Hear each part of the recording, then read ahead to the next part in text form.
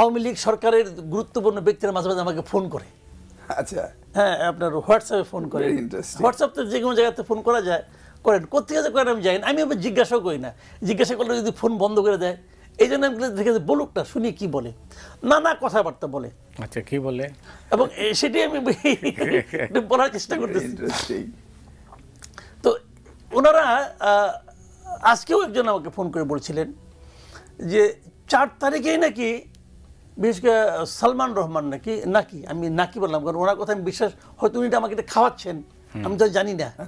তো উনি আমাকে বলছিলেন যে 4 তারিখেও নাকি সালমান রহমান শেখ হাসিনাকে বলতেছিলেন যে আমাদের আর কোনো হোপ নাই।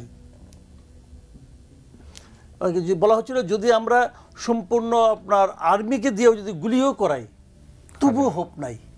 হোপ নাই এই কারণে আমাদের পক্ষে তো কেউ নাই। আমরা যে ভালো মানুষ, এটা তো জনগণ আর বিশ্বাস করে না। বলেছিল নাকি যে আমাদের আর কোনো হোপ নাই। কি বললেন শেখ হাসিনা? বাকিটুকুনি আমাকে বলেন নাই, আমিও জিজ্ঞাসা করিনি। আমি শুনি খেলি, কারণ কথা বলতে গেলে কোনটা আবার ওনার অপছন্দ হয়, তখন এই লাইনটা কেটে যায়। আমি লাইনটা কাটতে চাই না আসলে, এই জন্য আমি শুনছি যে বলে দেখি কি বলে। তো এই যে উপলব্ধিটা তার হয়েছে, যে ওনারা তো সবসময় একটা প্রাচীরের মধ্যে থাকেন। তো ওনারা কিন্তু কাউকে মানে বুঝতে পারেন না বাইরে কি হচ্ছে। আমাদের বাইরে এখন বৃষ্টি হচ্ছে না, ঝড় হচ্ছে, আমি কিন্তু জানি না, ঘরের মধ্যে বসে আছি। ওনারা তো এর চেয়েও প্রোটেক্টেড ঘরে থাকেন, কাজে ওনারা বুঝতে পারেন না। সেখানে বৈশাখ ওনারা বুঝতে পেরেছিলেন যে আমাদের আর কোনো হোপ নাই। মানে সিচুয়েশনটা কোথায় গিয়ে দাঁড়িয়েছিল। এদেশের মানুষ নানাভাবে বোঝাতে এক পর্যায়ে এমনভাবে বোঝাতে সক্ষম হয়েছিল যে তুমি আর আমাদের কাছে প্রত্যাশিত নও। এই জিনিসটা ওনাদেরকে বোঝাতে পেরেছিল দেশের মানুষ। আমি মনে করি ওনারা কি বুঝছে না বুঝছে না, আমার কোনো মাথা ব্যথা নাই। আমার কথা হলো এদেশের মানুষ কি পেরেছে, দ্যাট ইজ ইম্পর্টেন্ট। এদেশের মানুষ তাদের বোঝাতে পেরেছে যে তুমি আর কেউ না আমাদের কাছে। এবং ওই সময়ে বোঝাতে পেরেছে বলে কিন্তু সামনে এই ছাত্ররা আজকে যারা হিরো বলতে, তারা অবশ্যই হিরো, কোনো সন্দেহ নাই। কিন্তু এই মানুষকে সংগঠিত করার ক্ষেত্রে কিন্তু তাদের কোনো ভূমিকা নাই। এই মানুষ কিন্তু সংগঠিত হয়েছে নিজেদের ব্যক্তিগত অন্তর্গত চেতনা দ্বারা।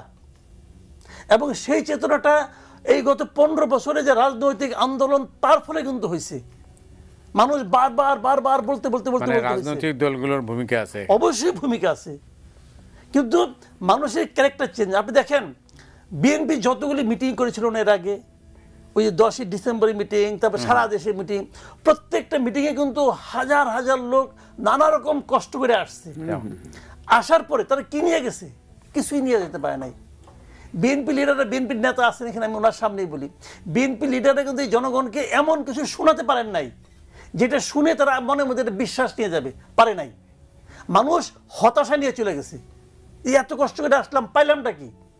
এরকম করতে করতে মানুষের মনে একটা চিন্তা আসছে যে আমার কাজটা আমাকেই করতে হবে।